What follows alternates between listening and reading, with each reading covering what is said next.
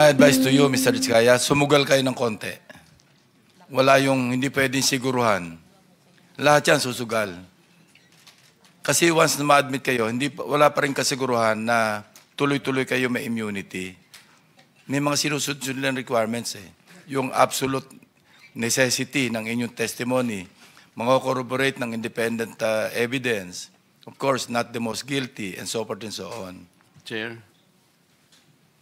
Yes, Senator. Prosecutor Padulyon, ang pagkakaalam ko, kasi I was then the chairman nung nagpasya sila ng back cover ng WPP at sa akin namang palagay based on the law, kailangan silang ma-process sapagkat nagpasya sila na gustong magpa-cover. Ang problema kasi at that time, the then Secretary of Justice made an opinion that the Diskaya should first make restitution. Kaya doon po yata na-stall yun eh. Considering that restitution is not even one of the requirements para ma-process. Kasi nag-a-apply pa lang sila eh. I was trying to explain then, Mr. Chair, na in the process of the application of the Diskayas, restitution is not one of the requisites. Kaya lang, pinipilit ni then Secretary Remulla, now Ombudsman, na magre-restitute sila. So, doon yata na-stall ang pinag-uusapan. Ngayon, ang pagkakaalam ko rin po, Mr. Chair, si Yusek Bernardo, parang he was already granted provisional, anong tawag ron? Provisional admission, Mr. Chair. So, if he was granted already provisional admission, was he required to restitute anything? Sir, that is covered by the memorandum of agreement and is confidential. I cannot make that disclosure without any clearance from the Secretary of Justice. Why? Because the law provides for it, sir, that confidentiality is a matter which is stressed in Section 7 of the law. So, Mr. Chair, ito na naman ang problema eh. Para malaman naman ng kahit sinong gustong mag-apply, kung ano ba requirements talaga. Was that restitution requirement covered by that? Yun lang naman eh. There's nothing secret in that. Ba't hindi mo sabihin? Sir, it is contained in the memorandum of agreement. Like nobody should know that a restitution was required by the Department of Justice? The details of the memorandum of I'm agreement... not asking for details. Sabihin mo lang, was it made a requirement? Restitution is part of the details, sir, which is provided for in any memorandum of agreement if you're going to ask me. So if it is going Bago to siya be there, makapag-apply, restitution will be required. not necessarily, sir. O, Not paano? necessarily. Ito kailangan sabihin ko, palagi kasing sinasabi ng mga ibang tao, I am trying to defend the Diskayas. No, I am trying to maintain what the law says and provides. Dahil alam ko na wala namang sinasabing restitution, gusto naman nilang magpa-cover para sa ganun, may protection naman sila because they are aiding the state to prosecute kung sino-sino may kasalanan dito. Bakit hindi natin i-apply ang batas? Ngayon, sinasabi mo na naman, tinatanong ko lang, if restitution applied to Yusek Bernardo, he was granted already provisional admission. Ba't hindi mo maibigay man lang yun? There is nothing secret in that. Otherwise, pero meron kayong paborito, merong hindi. Parang namimili kayo. It is a selective process. May I respond, Mr. Chair? Yes, you may respond. Again, we take exception to the statement of the good senator that we are being selective. The process of application... Yun ang ginagawa the process mo, of you're application, making a sir... selective application of the law. Sinasabi natin, walang requirement ng restitution. Will you agree? I agree, sir. It is Oh. not explicitly stated in the law. It is not explicitly stated in the law, but... It is not explicitly stated in the law, but you're requiring them to restitute. No, sir. Let me just explain, if you will allow me to finish. There is What- no what? explicit provision in the law calling for restitution.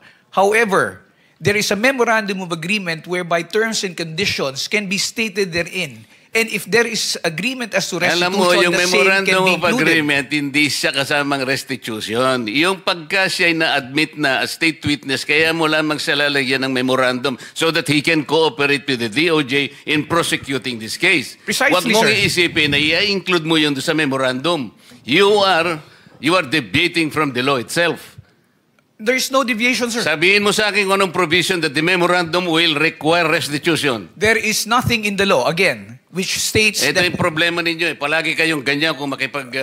No, sir, we're being very candid with the and then sasabihin nyo, committee. take exception. Kayo ang nagte-take exception, pati batas binabago ninyo. No, sir. If the Diskaya couple would want to be admitted, all they had to do is go through the same process. But it's not a matter only of... Pumunta na sila. Yes, sir. But they have not... Alam mo, si Secretary Boying Rimulya ang nandito. Nag-uusap pa sila dito. Okay? Sabi niya sa mag-asawa, Mr. Diskaya, sige, bukas na bukas, isama mo yung asawa mo, magkikita tayo sa din. Nandito pumunta siya rito. Kaya ang palagay ko noon, processing lang naman. If they will not qualify, okay lang sa akin yun. But, hindi nga sila natuloy sa process because they were required restitution. Kaya ang nakikita ko dito, merong blocking. Di ba? Napakasimple na pinag-uusapan natin, Prosecutor Padulyon. Huwag na nating i-complicate ito. We apply this law to everybody. Ngayon, tinatanong ko lang, okay lang naman kung qualified si Yusek Bernardo. I have nothing against Yusek Bernardo. Okay lang. Tinatanong ko lang, para yung application ng batas, parehas lang. So, halimbawa, kung wala namang restitution si Yusek Bernardo, why will you apply restitution to these people? Sir, we did not... That was a statement made by former Secretary Rimulya. When they were referred to Department of Justice for processing, it was because there was a legislative inquiry which was going on. And the Diskaya couple, during the time that they were testifying, stated that they wanted to be provided security and protection. Immediately after they went to the department, said security and protection was provided to them without any consideration yet as to their application into the program. The evaluation for purposes of being considered in the program is a different process which has not been completed. That is the reason why they have not yet been considered as possible state witnesses in the cases It was which are never pending. completed because you were insisting on restitution. Drop it. Para sa ganun, kung mag-a-apply sila at kung qualified sila, pagbigyan ninyo. Yun lang ang ano dyan. No, sir. Again, let me disabuse the mind of the good senator. There is no requirement that for purposes of processing, they will have to go through or they will have to make restitution. Yun nga Because it will sinabi ni still go Boying through Rimulya. evaluation. Sinasabi ko sa iyo, yun ang sinabi niya sa press conference niya. Sinabi niya yun eh. Alam mo, mag-a-apply lang eh, sinasabi ko. Kung ang restitution mangyayari at the end of, let's say, napakita talaga na meron silang pananagutan sa batas, later on, restitution is talagang kailangan. Pero nag-a-apply lang yung tao eh. Kaya nga, Witness Protection and Benefit Program. There is no reason to burden these people for another requisite which is not even in the law. So, kung qualified sila, i-process natin. Kung nag-qualify, salamat. Kung hindi sila nag-qualify, wala tayong magagawa. Mr. Chair, it is not as if the reason why they are not being processed is because of the restitution that you mentioned.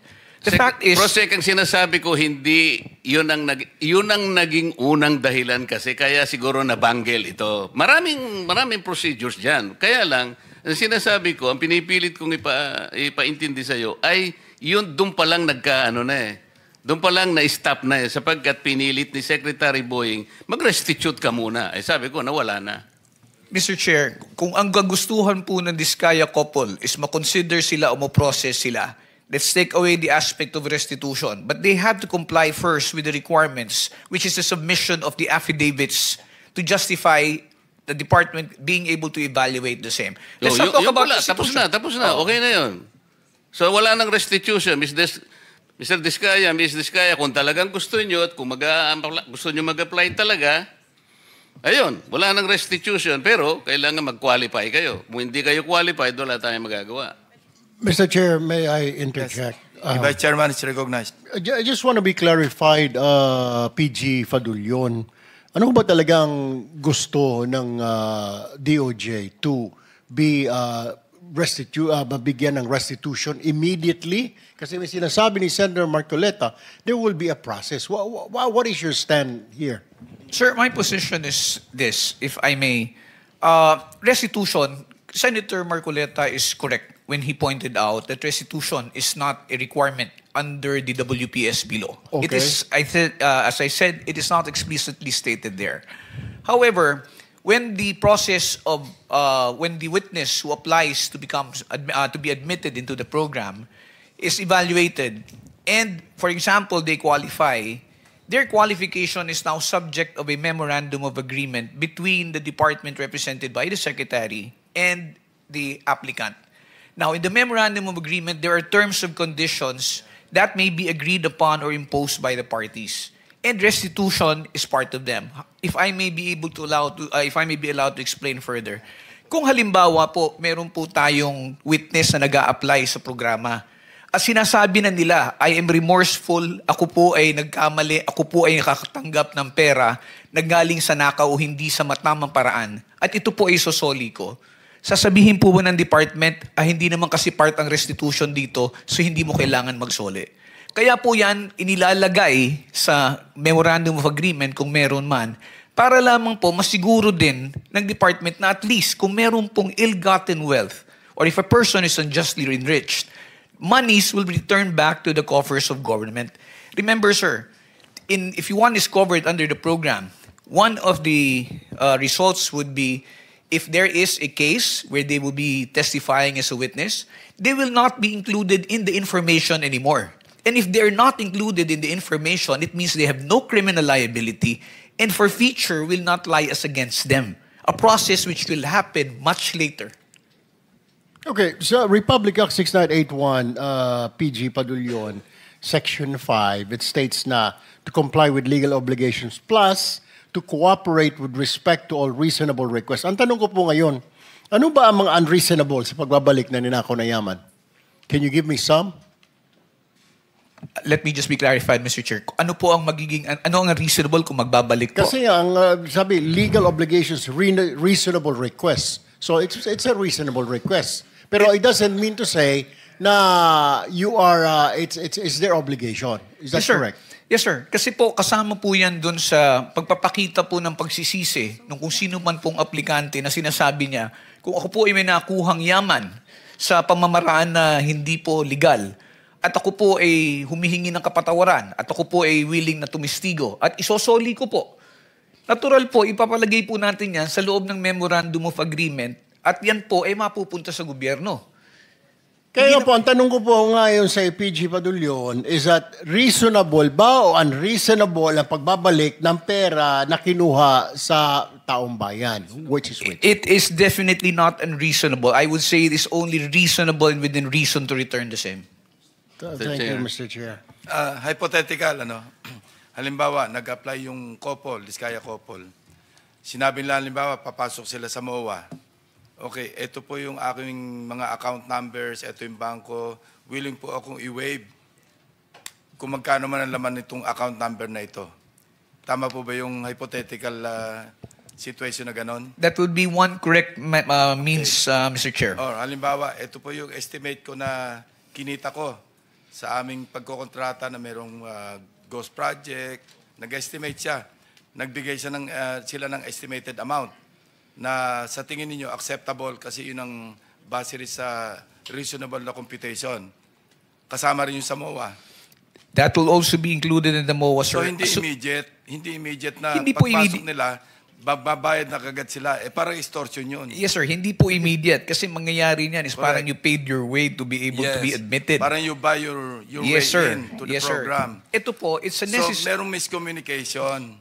Yes, sir. Wala nga sa batas ang restitution, pero it could come later. Yes, sir. Parang as a pledge, as a commitment. Yes, sir. That is correct, Oh. Mr. Chair. Thank you. Mr. Chair, ikaw na nga nagsabi, Prosec, it is not in the law. Okay. Gagawa ka ng paraan para i-circumvent mo yon, papasukan mo doon sa memorandum. Reasonably ba yung maglalagay ka ng isang bagay that was not even provided as a requirement? Alam mo, as a lawyer, sinasabi natin palagi, the spring cannot rise higher than its source. this, ano yung source? The law itself, di ba? Bakit ka ngayong gagawa to circumvent it para lang ipakita mo? Alam mo, you'll be abusing. That is grave abuse of discretion. Hindi mo nga alam, magkano isosoli nila, for example. Alam mo ba kung paano isosoli? Doon lang sa solian, doon lang magkakaroon na ng corruption dito. What was not given to you by the law, you cannot have it. Dito tayo nagkakaproblema, Mr. Che. Kaya ang pinag-uusapan lang, these people, gusto nilang tulungan ang Estado. We're not, hindi man hidden wealth pinag-uusapan Mrs. dito. Diskaya wants to say something. Can we allow her? Pwede natin magsalita ka muna. Yes po. I-confirm ko lang po kasi with what attorney Fadulyon said na meron kaming we were given temporary security. Definitely we weren't kasi I had to get our own security for me and my kids after the session here where we mentioned the 17 congressmen.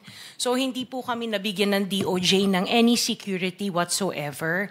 And then yung sinasabi na hindi kami nakikipag-cooperate. Actually, the affidavits that they were requesting were prepared and we were ready to give it to DOJ. Pero kasi we were required to restitute first. So hindi namin You were required to restitute. How much?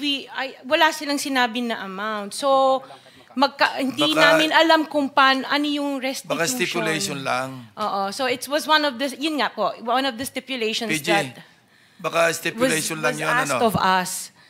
Mr. Chair, I am not privy because I am not part of the ones who've been talking Yes. to and communicating Yes po, with the opo. Diskaya couple. So I will have to validate that information, Mr. Chair, as to whether or not So- restitution was made a condition. Maybe you can renew your application. Actually, hindi din Puntahan kami... nyo na lang si PG Padulyon. Opo, hindi na po kami, we are 100% trying to cooperate with whatever is asked of us. So when Mr. Diskaya was let out for a half day to do the ledger, nagpasa po kami ng ledger ni Yusek Bernardo noong day din na yon. Pero hindi din pinansin. It parang sinabi sa amin, the case will go on Okay, even without para the lang ledgers. kasi 490 na, no? Sabihin lang lawyer ninyo, mag-coordinate sa DOJ. Andito yung director ng WPP. Kung makipag-ugnayan, para hindi tayo dito nagba-back and forth. Hindi tayo matatapos eh. Kasi I think there's a lot of miscommunication eh. No, iba yung interpretation, iba yung interpretation. Yes, so, Mr. Senator Chair. Rizal, Mr. you're Chair. about to... Yes, salamat Mr. Chair. Since sinabi ni Ms. Diskaya na gusto nilang mag-cooperate 100% sa mga investigasyong ito, just to make of record explicitly, bukod po sa sinabmit na nilang mga proyekto ng Alpha and Omega 2016 to 2022, iniintay pa po ng komite yung mga proyekto 2016 to 22 ng St. Gerard, St. Timothy, Amethyst Horizon, St. Matthew, Great Pacific Builders, at Elite General Contractors. Plus po, yung mga joint venture agreement projects ng mga Diskaya taong 2016 hanggang 2022 din, Mr. Chairman. Salamat po. Thank you. So, salamat Mr. Chair at siguro baka magkakaroon ng panibagong pag-asa yung mag-asawa na ito. Pero Prosec Padulyon, huwag mo nang ipipilit yung restitution na yung ilalagay mo sa memorandum. Mali yun. Para matuloy. Kasi nag-a-apply lang naman eh. Baka naman, ang totoo niyan kahit, Mr. Chair, Actually, hindi outright yung restitution. Parang pledge yan eh. Parang willing kami mag-restitute. Parang ganun lang. Hindi outright kasi pagka-outright, parang extortion yun. Hindi, maski na yung pledge eh. Wag na muna nating ilalagay kasi parang nababahiran ng ano eh. Unang-una, hindi nga natin alam, magkano ba yung re-restitute? Sino bang magkukwenta? Sino magtatago nito while nandyan yan? Paano kung halimbawa, hindi naman na kumpleto, hindi sila nag-qualify. O kung nag-qualify man lang sila as state witness, later on, nagkaroon nga sila ng konting sablay, pwede rin naman silang i-discharge as state witness. What happens to the restitution? Kaya para wala kayong sagutin, wag nyo nang ipipilit yun, wala kasi sa batas yun. Okay. I would suggest Thank that you, the lawyer Mr. of Chair. the Diskaya couple will just coordinate with the DOJ. Okay. Settled? Para mag-renew your application.